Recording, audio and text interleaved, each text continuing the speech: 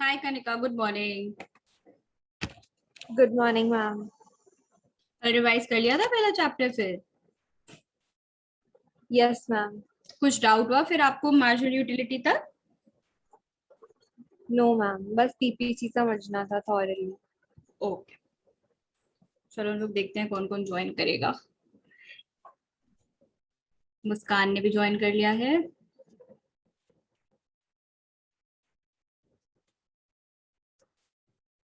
आप लोगों के 12th के बोर्ड्स का भी क्या सीन है? पेपर आपके होने वाले हैं या कैसे चल रहा है? मैम हम सेकेंड ईयर में गए, अब मतलब फर्स्ट ईयर में उन्होंने हमें प्रमोट कर दिया।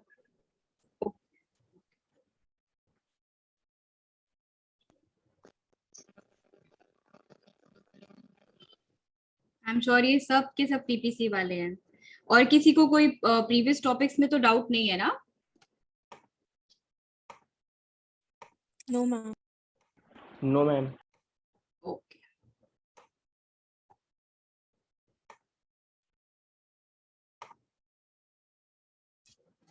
बाकी कॉन्सेप्ट्स आपने एक बार रीड कर लिए थे जो मैंने नई क्लास में कराए थे, डिमांड फोरकास्टिंग और वो एक्स्ट्रा जितना भी है वो सब आपने रीड कर लिया था कल?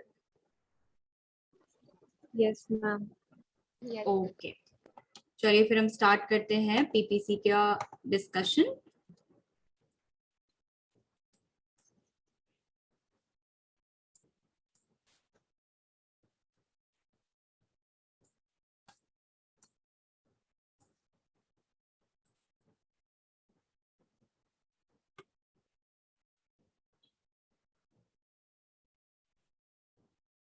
ऑलराइट, सो पीपीसी के लिए सबसे पहले अपने लिए तो इम्पोर्टेंट है उसके नाम, जो मैंने आपको बताए थे कल। प्रोडक्शन पॉसिबिलिटी फ्रंटियर, उसका बाउंड्री एंड ट्रांसफॉर्मेशन कर्व। इन तीन नाम में से जो भी नाम आता है उसका मतलब कुछ नहीं, सिर्फ और सिर्फ पीपीसी कर्व होता है। इंडिविजुअली हमने इन वर्ड्स के मीनिंग देख लिए थे कि प्रोडक्शन क्या होता है, बिकॉज हमें कुछ प्रोड्यूस करने हैं इकोनॉमी के लिए। पॉसिबिलिटी, अब अलग अलग चीजों का कॉम्बिनेशन होता है, उसमें क्या करना है क्या नहीं, किसमें क्या टेक्निक्स यूज करनी है क्या नहीं, that is your possibility. And curve, once you join all these dots, it forms a curve, so that is nothing but your production possibility curve। अब आगे चलते हैं तो हमारे इकोनॉमिक के मेजर तीन प्रॉब्लम्स होते हैं। अब आप उसको इस तरीके से समझिए कि सबसे पहली तो प्रॉब्लम होती है what to produce, next is, next कौन सी होती है? How to produce. How to produce. Next is how to produce, and your last problem is for whom to produce. For whom to produce. ये हो गया for whom to produce. अब देखिए, production possibility curve, जैसा कि नाम आपको बता रहा है, ये एक्स एक्सिस है, ये वाई एक्सिस है। पॉसिबिलिटी का मतलब है यहाँ पे हम लोग कॉम्बिनेशन की बात कर रहे हैं, यहाँ पे हम लोग प्रोडक्ट्स की बात कर रहे हैं। अब जैसा मैंने आपको बताया था कि एक एग्जाम्पल दिया था क्लास में कि अगर कोविड का एग्जाम्पल हम लोग लें, तो कोविड में सबसे ज्यादा एकदम से इम्पोर्टेंट अपने लिए हेल्थ वाली चीजें हो गई थी या वॉर वाली चीजें हो गई थी? हेल्थ Health वाली। बट ऐसा भी नहीं है कि जो हमारी आर्मी जो अभी हमारे इंडिया के बॉर्डर पे खड़ी है, हमने उनको गन्स का सप्लाई करना बंद कर दिया, एम्यूनिशंस का सप्लाई करना बंद कर दिया, उनको जिस तरीके की चीजें चाहिए, बॉम्ब्स चाहिए, वॉट एवर एक्स वाई जी, ऐसा तो नहीं है कि हमने उसका प्रोडक्शन बंद कर दिया। कहीं ना कहीं पे किसी लेवल पे हम लोग गन्स को भी प्रोड्यूस कर रहे हैं।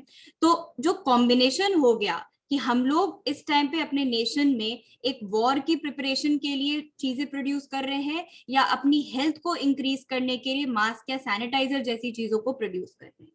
प्रोडक्शन पॉसिबिलिटी कर्व का जो सबसे मेजर फैक्टर होता है वो होता है that your resources are limited. अब अगर आपके पास रिसोर्सेज लिमिटेड है, कहने का मतलब है आपके पास सिर्फ 1000 रुपीज है, तो या तो आप 500 गन्स बनाएंगे या आप 500 मास्क बनाएंगे, या तो आप पूरे 1000 गन्स बना देंगे या उस केस में आपके मास्क जीरो हो जाएंगे, या आप 0 गन्स प्रोड्यूस करेंगे, उस केस में आप बताइए कितने मास्क हो जाएंगे? 1000। 1000। क्यों ऐसा हो रहा है? बिकॉज हमारे रिसोर्सेज लिमिटेड है, इसीलिए अपने को वाइजली ये एनालाइज करना है कि हमें किस चीज को प्रोड्यूस करना है। अब अगर हम लोग इस ग्राफ की बात करें, अगर हम लोग इस ग्राफ पे फोकस करें, तो अब आप देखिए कि हेल्थ, अगर हेल्थ हम यहाँ प्रोड्यूस कर रहे हैं, हेल्थ मतलब मास्क का एग्जाम्पल है, अगर हम मास्क यहाँ प्रोड्यूस कर रहे हैं, जैसे जैसे मास्क आप एक्स ग्राफ में आगे बढ़ेंगे, आप बताइए कि मास्क का प्रोडक्शन इंक्रीज हो रहा है या डिक्रीज हो रहा है? इंक्रीज। सब अग्री कर रहे हैं?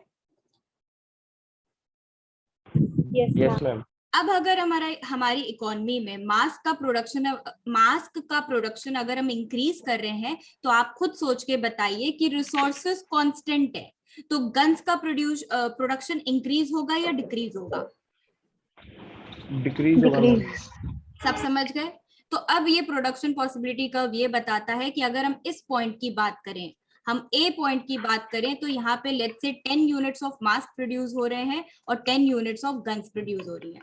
अगर आपको अपनी इकोनॉमी में seeing the health scenario mask का प्रोडक्शन बढ़ाना है, तो प्रोडक्शन बढ़ाने का मतलब है हमें एक्स एक्सिस में मूव करना है। हम इस पॉइंट की बात कर रहे हैं, ये अगर आपका बी पॉइंट हो गया और हम लोग यहाँ पे देखेंगे कि मास्क का प्रोडक्शन 20 यूनिट्स हो गया। अब आप मुझे बताइए कि गन्स 10 से रिड्यूस होगा या इंक्रीज होगा? रिड्यूस होगा। सो लेट्स से अब हमारे इकोनॉमी में 8 गन्स प्रोड्यूस हो रही हैं। So this is your production possibility curve, जो आपको ये बताता है व्हाट टू प्रोड्यूस। मान लो एकदम से इकोनॉमी में वॉर ऐलान हो गया, चाइना ने बोला कि हमें अब ये वाला, लेट्स से पाकिस्तान ने बोला अब हमें कश्मीर चाहिए, बट हमारी इंडियन आर्मी अब एकदम तैयार है। सो एक तरीके से कहीं ना कहीं वो इंटरनल वॉर स्टार्ट हो गया है। वॉर स्टार्ट हो गया तो उस केस में आप बताइए गन्स प्रोड्यूस होंगे या हेल्थ पे ज्यादा ध्यान देगी गवर्नमेंट? गन प्रोड्यूस हो गए। अब गन्स अगर आप ज्यादा प्रोड्यूस करेंगे, लेट्स से थोड़ा सा इस कर्व को आप ऐसे ले जाओ, लेट्स से यहाँ पे आ रहा है 12 यूनिट्स, अगर यहाँ पे 12 यूनिट्स आ रहा है, तो आप बताइए कि अब आपका मास का प्रोडक्शन डिक्रीज हो रहा है या इंक्रीज हो रहा है? डिक्रीज। सो बस व्हाट टू प्रोड्यूस में आपको एनालाइज करना है कि हमारी इकोनॉमी की क्या रिक्वायरमेंट है। जैसे जैसे जो रिक्वायरमेंट है आप उस गुड्स को प्रोड्यूस करेंगे, उसी के पैरेलली जो अगला गुड्स है उसको वो लॉस झेलना पड़ेगा, वो कॉम्पेंसेशन झेलना पड़ेगा, बिकॉज हमारे जो रिसोर्सेज हैं वो लिमिटेड है। सो ये व्हाट टू प्रोड्यूस का कॉन्सेप्ट सबको समझ आ गया? Yes ma'am. कोई भी डाउट किसी को? No ma'am. Okay, no ma'am. अब इसके साथ आप देखिए हाउ टू प्रोड्यूस। अपने ने पढ़ा था टेक्नोलॉजी में या तो लेबर यूज हो रही है या कैपिटल यूज हो रही है। याद आया आपको टेक्निक वाला ratio, input capital is to labour का जो रेशियो था, के इज टू एल का जो रेशियो था। Yes ma'am.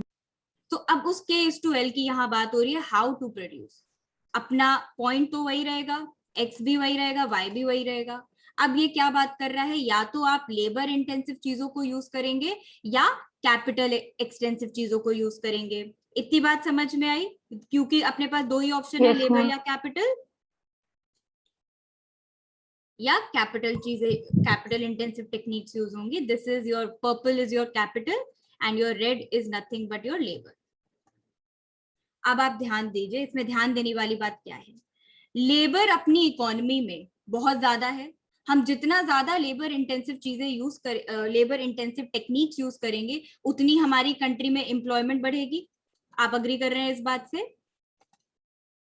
Yes ma'am. Yes ma'am.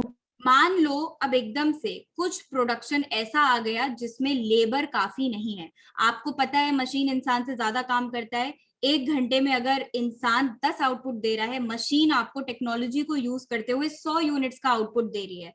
तो कहीं ना कहीं पे प्रोडक्शन कैपेसिटी कैपिटल की ज्यादा है या लेबर की ज्यादा है? आप बताओ। कैपिटल की ज्यादा है। उस केस में अब देखिए प्रोडक्शन कर्व का आगे मूव करने का क्या मतलब हुआ। जो यूनिट्स की हम बात कर रहे हैं, जो गुड्स का जो कॉम्बिनेशन की हम बात कर रहे हैं, अगर हम लोग कैपिटल इंटेंसिव चीजें यूज करते हैं तो अपनी प्रोडक्शन बढ़ रही है। अब आपको ये कॉन्सेप्ट समझ में आया? Yes ma'am. Yes ma'am. दूसरा एग्जाम्पल इस सिनेरियो में यही है। मान लीजिए कि टेक्नोलॉजी एब्रप्ट हो गई, एब्रप्ट हो गई मतलब जो टेक्नोलॉजी आप अभी तक यूज करते थे, जैसे आईफोन का जो इनिशियल मॉडल है आईफोन 2, अब आईफोन 2 आज के टाइम पे यूज होना बंद हो गया है और 3 साल के बाद आपको ना उसके अपग्रेड वर्जन्स मिलते हैं, ना नए सॉफ्टवेयर मिलते हैं, तो लोग ऑटोमेटिकली आईफोन 2 की जगह 3 पे स्विच करते हैं। सेम गोज विथ 3, 2 साल के बाद सब कुछ खत्म, आप लोग अगले मॉडल पे जाते हैं। सो इस तरीके से कहीं ना कहीं टेक्नोलॉजी में कॉन्स्ट्रेंट आ रहा है, और वो कॉन्स्ट्रेंट इसलिए आ रहा है कि उस टाइम पे उस टेक्नोलॉजी की अब जरूरत नहीं है। अब बताइए, एकदम से इकोनॉमी में टेक्नोलॉजी खत्म, मेन सर्वर जिसके चक्कर में मशीन मैकेनिकली ऑपरेट कर रही थी, वो सर्वर का नेशनल ब्रेकडाउन हो गया, तो आप बताइए उस टाइम में लेबर काम आएगा या कैपिटल? लेबर। और जैसे ही लेबर काम आएगा ऑटोमेटिकली हम लेबर का भी पीपीसी कब फॉरवर्ड शिफ्ट करेगा। आप समझ गए ये बात को? किसी को कोई डाउट इस पॉइंट पे?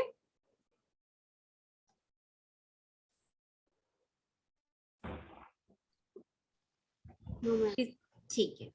थर्ड सिनेरियो कहता है, लेबर की बात हो रही है, मान लो लेबर जो आपके कंस्ट्रक्शन भी वर्क में लेबर्स इन्वॉल्व है ना, जो एक छोटे छोटे ब्रिक्स को रखना, चीजें बनाना, मेट्रो बन रही है जयपुर में, मेट्रो कंस्ट्रक्शन हो रहा है, हर जगह पे लेबर का रिक्वायरमेंट होता है।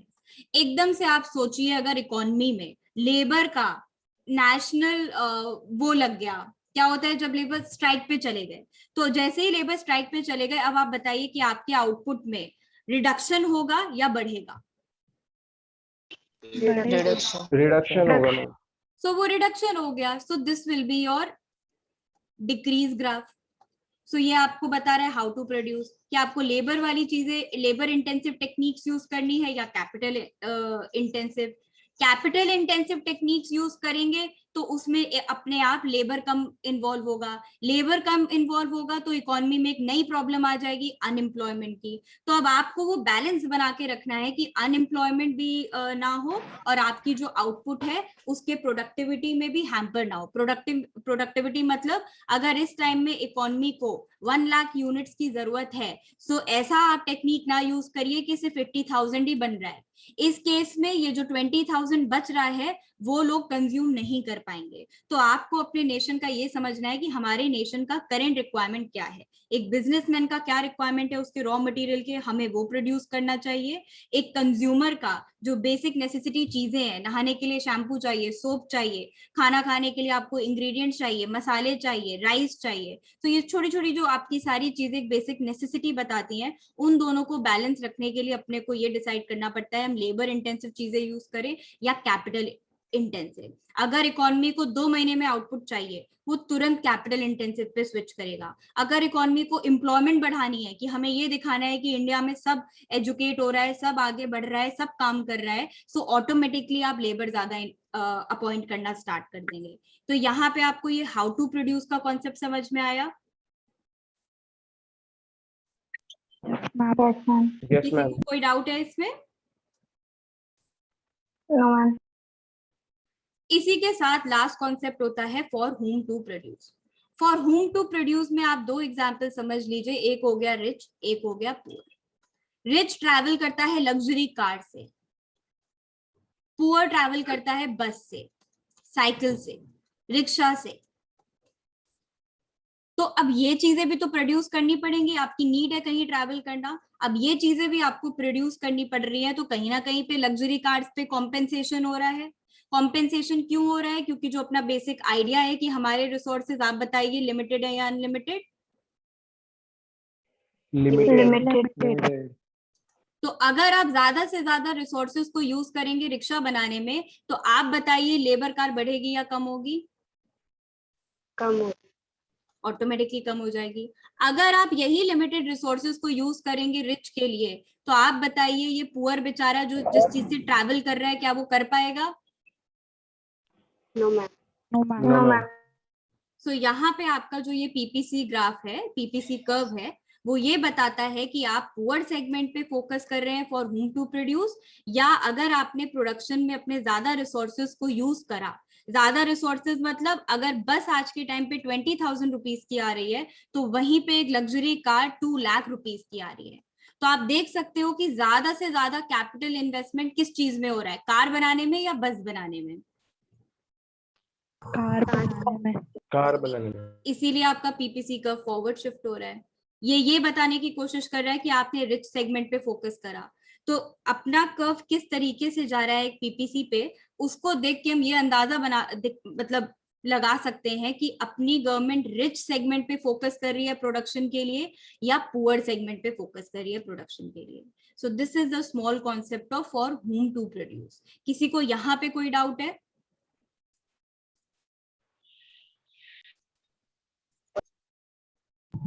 Anybody?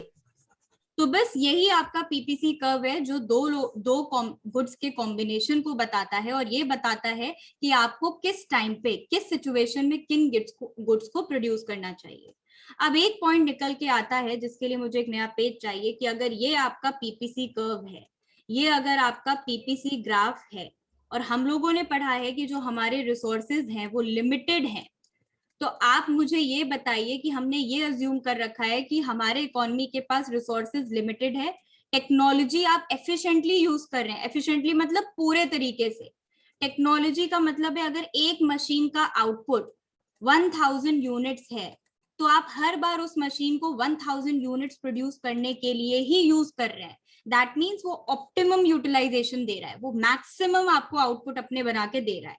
अगर हम इस तरीके से अपने इकोनॉमी को रन कर रहे हैं लिमिटेड रिसोर्सेज के साथ, तो ये आपका बन के आता है पीपीसी कर्व। अब पीपीसी कर्व में दो कॉन्सेप्ट और हैं जो बोलता है अगर कोई पॉइंट यहाँ एग्जिस्ट कर रहा है और कोई पॉइंट यहाँ एग्जिस्ट कर रहा है।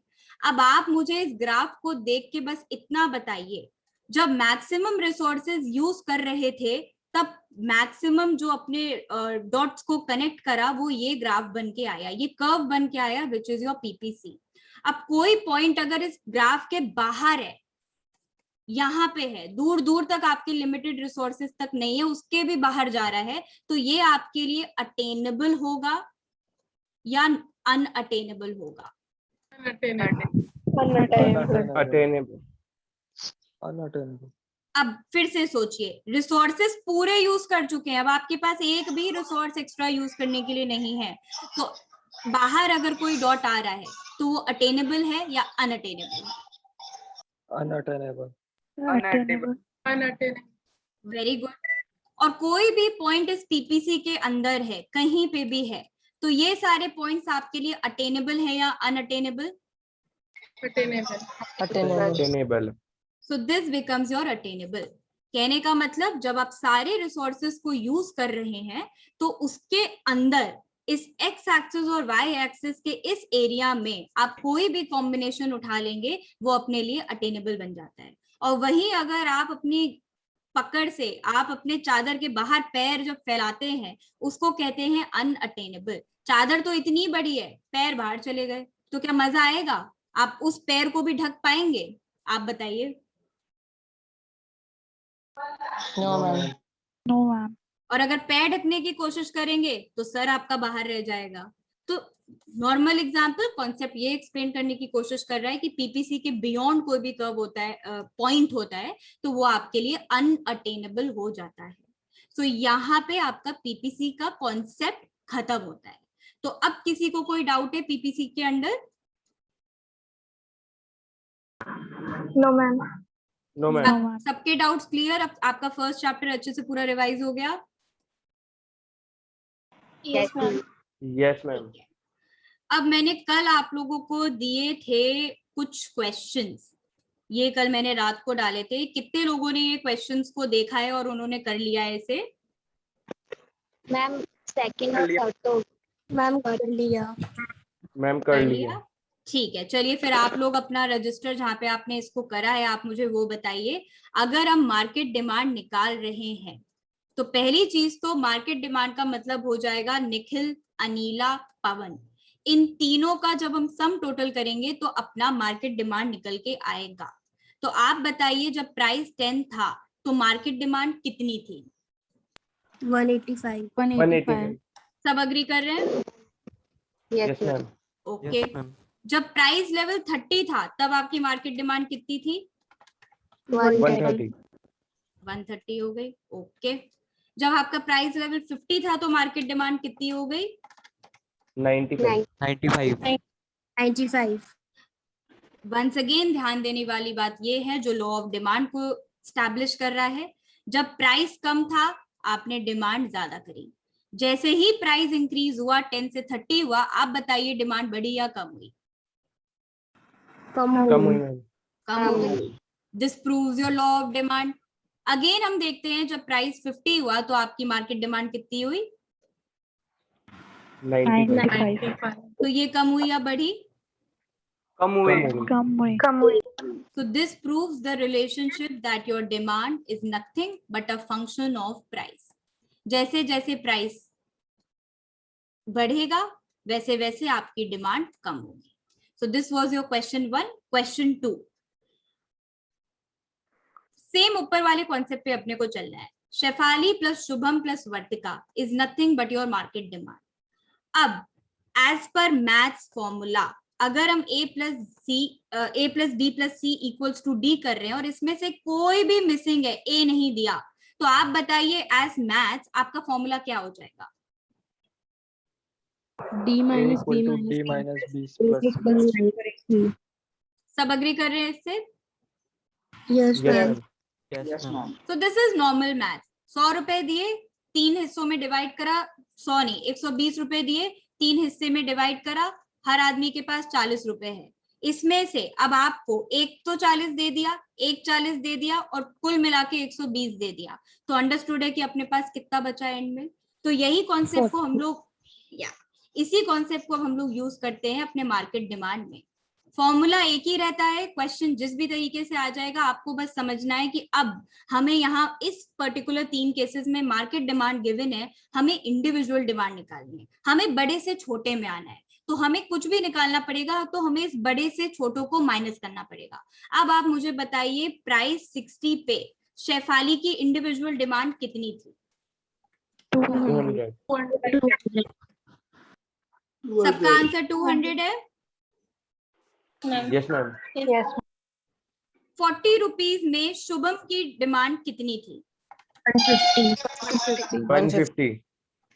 किसी और का कोई आंसर, कोई अलग आंसर तो नहीं आ गया ना? ओके, वर्तिका की कितनी डिमांड है? 250. वर्तिका की डिमांड हो गई 250। तो ये आपका हो गया प्राइस 20 रुपीज पे किस तरीके से डिमांड वर्तिका की निकल के आई। अब इसी एग्जाम्पल में मैंने ऐड कर दिया मार्केट डिमांड, तो अब आप ऊपर मार्केट डिमांड तो कर ही चुके हैं, तो अब इसकी मार्केट डिमांड कितनी आ गई? 1050। Very good. तो यहाँ पे तो अपने खत्म हो गए 2 प्रैक्टिकल क्वेश्चन जो आपको बता रहे थे कि इंडिविजुअल डिमांड निकालने को आ गया तो कैसे निकालना है, मार्केट डिमांड निकालने को आ गया तो कैसे निकालना है। फिर मैंने आपसे शेयर करा था ये law of diminishing marginal utility और लॉ ऑफ डिमांड का रिलेशन आपस में। ये रीड करके अब आपको एकदम अच्छे से समझ में आ गया कि लॉ ऑफ डिमांड और ये डिमिनिशिंग मार्जिनल यूटिलिटी एक दूसरे से रिलेटेड क्यों है। किसी को भी कोई डाउट इस पॉइंट पे?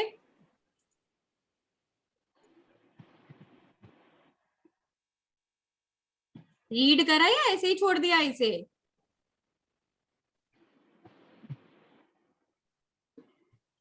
मेरे पास आप लोगों की आवाज नहीं आ रही है।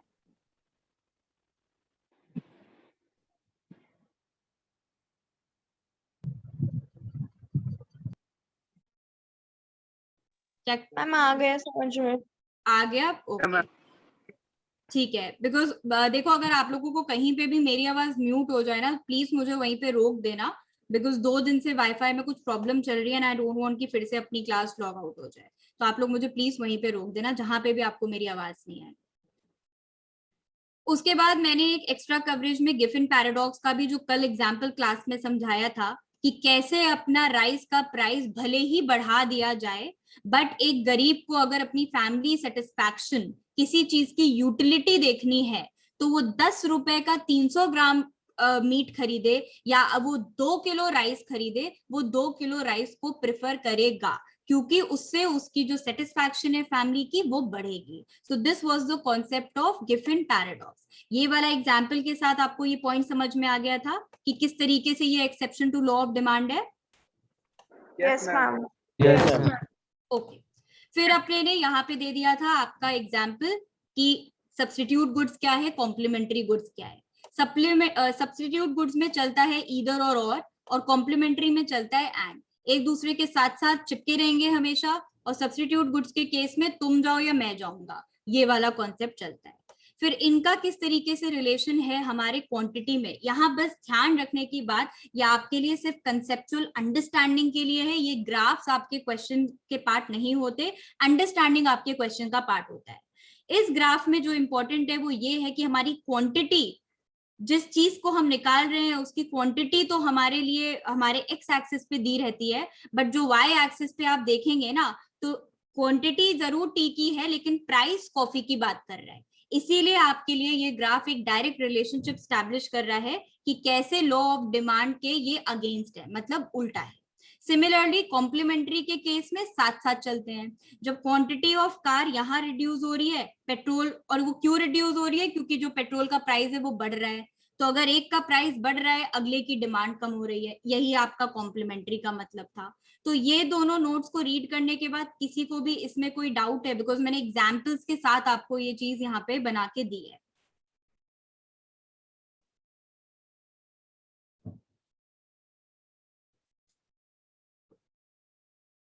क्लियर है? क्लियर है, ठीक है। अब हम लोग चलते हैं हमारे इकोनॉमिक्स के आगे वाले कॉन्सेप्ट पे, और आज अपने को थोड़ा सा जल्दी करना है बिकॉज सब कुछ बहुत इजी है। डिटर्मिनेंट्स हम लोगों ने कवर कर लिए हैं। अब एक कॉन्सेप्ट निकल के आता है changes in demand and change in quantity demanded. पहले तो आप लोग मुझे ये बताइए, क्लास नोट में आपने इसके दोनों एग्जाम्पल्स को पढ़ लिया है?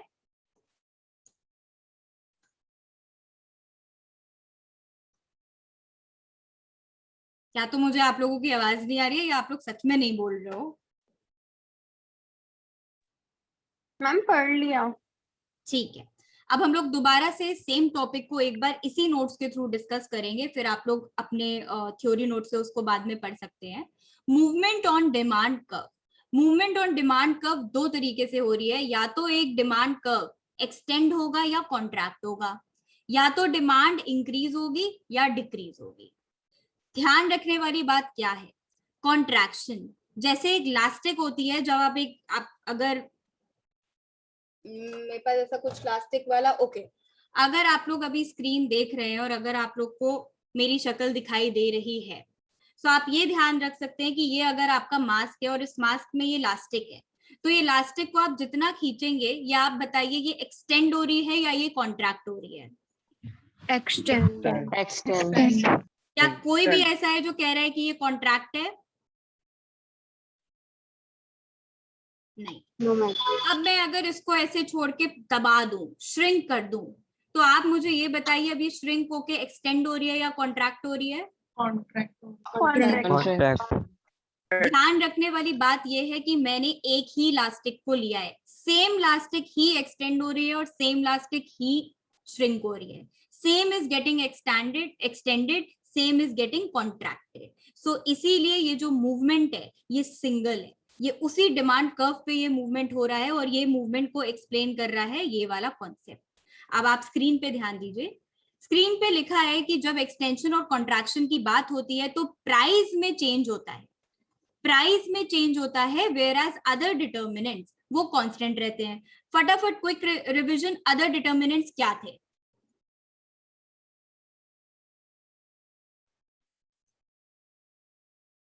मुझे फिर से आप लोगों की आवाज नहीं आ रही। Price of the substitute, very good, Taste and preferences. Very good, income of the consumer very good, और complement goods, very nice, Substitute goods. Perfect. तो अब आप लोगों को ये समझ में आ गया है कि अदर डिटर्मिनेंट्स की क्या बात हो रही है। अदर डिटर्मिनेंट्स कांस्टेंट रहेंगे, सिर्फ और सिर्फ खेल हो रहा है अपने प्राइस के साथ। तो जब प्राइस के साथ खिलवाड़ होता है तो अब ये अगर अपना ओरिजिनल पॉइंट है, जब प्राइस 20 था तो हमारी डिमांड रिक्वायर्ड थी 50, अब प्राइस इंक्रीज हो गया, ये रहा ध्यान देने वाला बात। 20 से प्राइस 30 हो गया, तो आप मुझे बताइए डिमांड कम हुई या ज्यादा? कम हुई मैम। कम हो गई। ये जब डिमांड आपकी कम हो गई, जब आप एक्स एक्सिस पे देख सकते हैं कि आप पीछे आ गए, अब जैसे ही आप पीछे आ गए, आपने रिवर्स गियर मार लिया, तो अब आप बताइए आपकी डिमांड कॉन्ट्रैक्ट हो गई या एक्सटेंड हो गई? कॉन्ट्रैक्ट।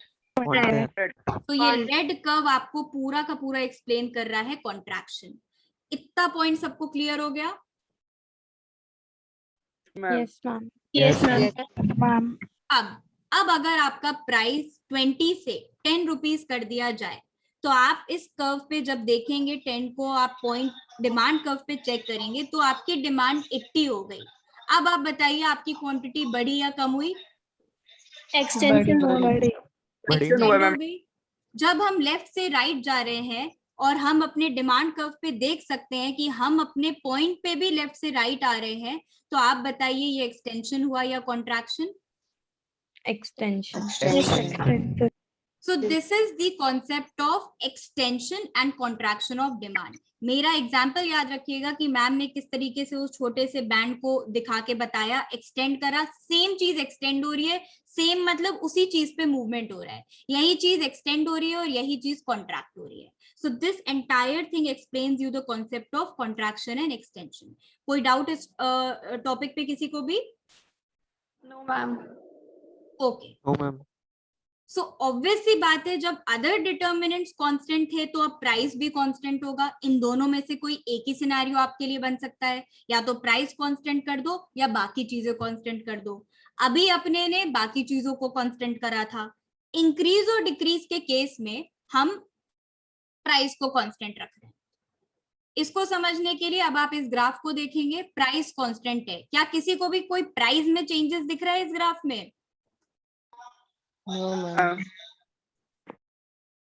ठीक है। अब ये अपना ओरिजिनल पॉइंट था। 20 रुपीज में हमने जो क्वांटिटी डिमांड करी वो थी 50। अब एकदम से क्वांटिटी में रिडक्शन आ गया। क्यों क्वांटिटी में रिडक्शन आ गया? बिकॉज अदर डिटर्मिनेंट्स चेंज हो गए।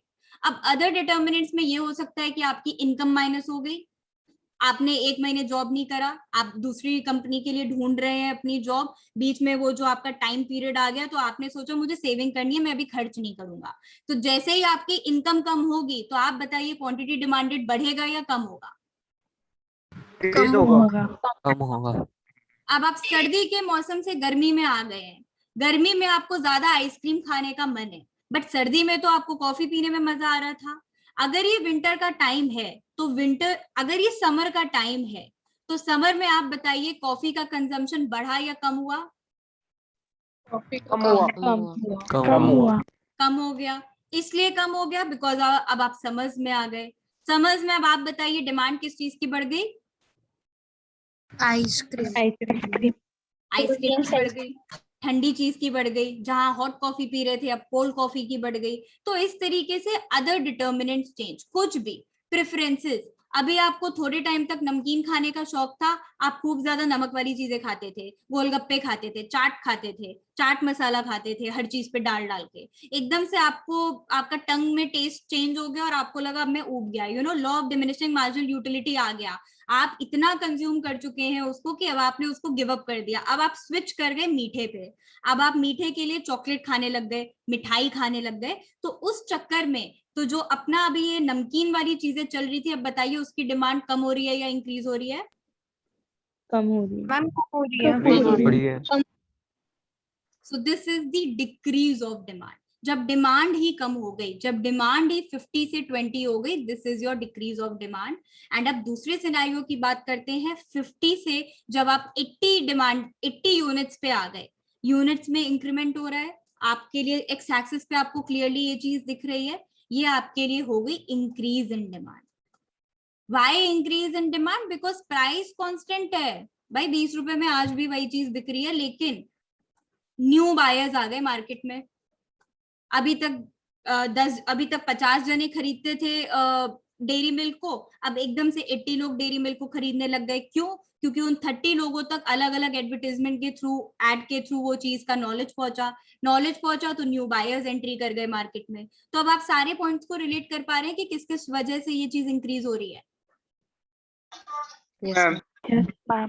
So this was the concept of extension and contraction of demand and increase and decrease of demand. अब अगर आप इसको अपने क्लास नोट्स में रीड करेंगे, सेम चीजें उन्होंने यहाँ पे एक्सप्लेन करी है. This is a homework for you. ये अब आपको खुद से रीड करना है. आई गारंटी यू 100% कि मेरे क्लास नोट्स पढ़ने के बाद इसमें आपको कोई भी डाउट नहीं होगा. जस्ट इन केस 30% 3% भी अगर किसी को डाउट होगा, आप प्लीज मेरे को व्हाट्सएप कर देना अपने डाउट को. I clear you that doubt. हम लोग आगे बढ़ सकते हैं इस कॉन्सेप्ट से.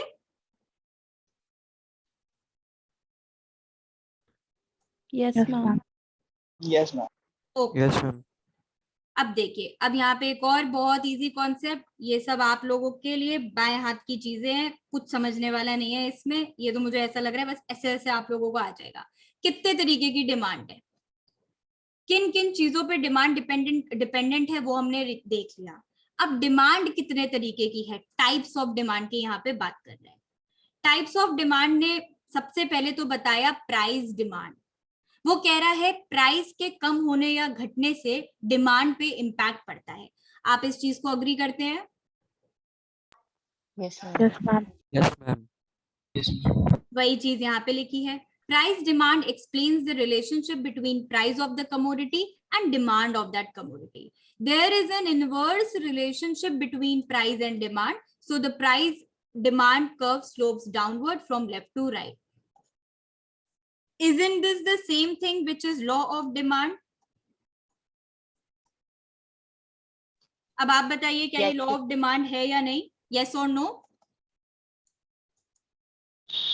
Yes, ma'am. Yes, Yes. ma'am. Yes, क्या ma'am. कोई एक भी जना ऐसा है जो कह रहा है no ma'am this is not law of demand? क्या कोई भी एक जना है जो ऐसा कह रहा है?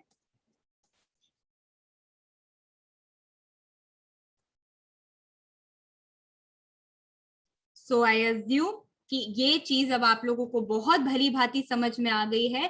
That law of demand is nothing but it explains you the relationship between price and quantity demanded. And जैसे जैसे प्राइस बढ़ेगा वैसे वैसे क्वांटिटी डिमांडेड कम होगी. ऊपर से नीचे देखते हैं. जैसे जैसे प्राइस कम होगा, 5 से प्राइस 4 पे आया, 5 पे आपने 10 यूनिट्स डिमांड करी. जैसे ही प्राइस कम हुआ, अब आप बताइए डिमांड बढ़ी या कम हुई? Badi. Badi. So this is the concept of price demand. ये हम लोग ऑलरेडी डिटेल्ड में काफी अच्छे से पढ़ चुके हैं. नेक्स्ट कह रहा है that your demand is dependent upon income. अब आप बिना कुछ स्क्रीन पे देख के बताओ, इनकम बढ़ेगी तो डिमांड बढ़ेगी या नहीं? बढ़ेगी. आप एकदम से जॉबलेस हो गए, you don't have any income, तो डिमांड कम होगी या नहीं? कम Kam होगी. hogi. कम होगी मैम. अब आप इसको मैथमेटिकली देखो. वो बोल रहा है that your demand is nothing but a function of Y. Y stands here for income. अब आपको ये रिलेशंस, ये मैथमेटिकल टर्म समझने में इजी हो रहा है कि किस तरीके से डिमांड अपनी डिपेंडेंट है इनकम पे. इनकम बढ़ी, डिमांड इनकम बढ़ी, डिमांड बढ़ गई. इनकम कम हुई, डिमांड कम हो गई. इतना आपको मैथमेटिकल रिलेशन क्लियर हो गया सबको? Yes, ma'am. इसे Yes, रीड ma'am. करिए. Income demand explains the functional relationship. अब हमें एफ से समझ में आ रहा है कि ये फंक्शनल रिलेशनशिप की बात कर रहा है between the income of the consumer and demand for goods. दोनों के बीच में, इनकम के बीच में और डिमांड के बीच में. Generally if the level of income, जब आपकी इनकम राइज करती है, कंज्यूमर मोर गुड्स परचेज करता है. If the level of income decreases, जब आप जॉबलेस होते हो, आपकी इनकम कम होती है, he purchases less quantity of goods. It means there is a direct proportional relationship. अब आप बताओ, जब प्राइस था 100, जब इनकम थी 100, आपने डिमांड करे 10 यूनिट्स. जब आपका इनकम हो गया 1000 रुपीज, आपने डिमांड करे 30 यूनिट्स. अब आप बताइए, जब आपकी इनकम इंक्रीज हुई तो डिमांड इंक्रीज हुई या डिक्रीज? Increase. Increase. Increase. अब आप बताइए, ये डायरेक्ट रिलेशनशिप बता रहा है या इनवर्स, बोले तो ऑपोजिट रिलेशन बता रहा है? Direct. तो यहाँ से Direct अपना relation. डायरेक्ट इनकम बढ़ा दो, बहुत हम ज्यादा चीजें डिमांड करेंगे. आप इनकम कम कर दो, तुरंत आपके अंदर का वो मम्मी जाग जाता है कि हमें सेविंग मोड में जाना है. आप चीजें कम खरीदना पसंद करते हैं, पैसे कम खर्च करना पसंद करते हैं, बिकॉज आप सेविंग मोड में आ गए हैं. So this is how your income is dependent, your demand is dependent on income. ये meeting within a minute खत्म हो जाएगी, आप लोग प्लीज ज्वाइन कर लेना। Whereas we can see that the income demand curve is of two types, वो income को भी दो तरीके के गुड्स के ऊपर बाइफरकेट कर रहा है।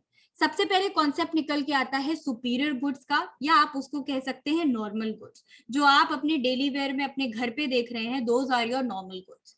इंफीरियर गुड्स वो होते हैं जो बहुत लो क्वालिटी में आपको मिलते हैं, जो बहुत लो प्राइस में आपको मिलते हैं। जैसे गवर्नमेंट फ्री में राशन देती है, वही एक आदमी अगर रिच पर्सन सेम राशन को मार्केट में खरीदने जाता है, उसको प्राइस पे करना पड़ता है। बट अगर उसी रिच पर्सन को बोल दिया जाए कि आप राशन के स्टोर में जाके राइस ले आओ, आप एज अ कंज्यूमर मुझे ये